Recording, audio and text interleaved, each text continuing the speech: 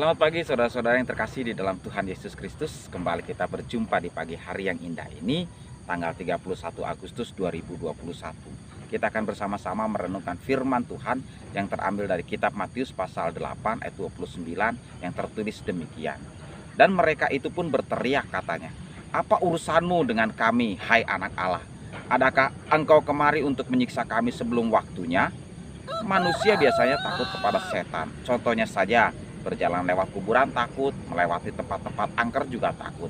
Namun ada juga yang malah bersahabat dengan setan, mencari-cari setan di tempat-tempat tertentu guna untuk dimintai tolong. Nah, untuk kisah saat ini lengkap sudah semuanya. Ada dua orang dari pekuburan Gadara yang kerasukan setan, dan mereka sangat berbahaya pula. Mereka mendatangi Tuhan Yesus yang baru mendarat dari seberang. Ternyata setan-setan ini sudah terlebih dahulu ketakutan karena kedatangan Tuhan Yesus ke tempat mereka, sehingga mereka yang buru-buru menemui Tuhan Yesus. Tindakan setan-setan ini saat bertemu dengan Tuhan Yesus yang pertama adalah berteriak. Mereka tahu bahwa Tuhan Yesus adalah anak Allah, dan mereka sudah tahu bahwa pada akhirnya setan-setan akan menghuni ke dalam jurang maut neraka. Mereka berteriak karena mereka sudah tahu akan kekalahan mereka oleh Kristus. Mereka sudah ketakutan dari awal, dan mungkin saja teriakan ini sebuah usaha dari setan agar tidak diperintahkan oleh Tuhan Yesus saat itu untuk terjun ke jurang maut. Bagian kedua, karena keputusasaan setan ini, maka mereka meminta kesempatan kedua, yaitu untuk dimasukkan ke dalam babi-babi yang ada di sekitar situ. Tujuan mereka adalah menghindari Tuhan Yesus memerintahkan mereka masuk ke dalam jurang maut. Maka secara singkat dan tegas Tuhan Yesus berkata, "Pergilah." Sungguh luar biasa, setan-setan itu masuk ke dalam kawanan babi itu. Lalu mereka menerjunkan diri ke jurang dan mati dalam air. Maka tetap sajalah setan-setan itu masuk ke dalam jurang maut. Pengalihan yang mereka lakukan tidak berhasil.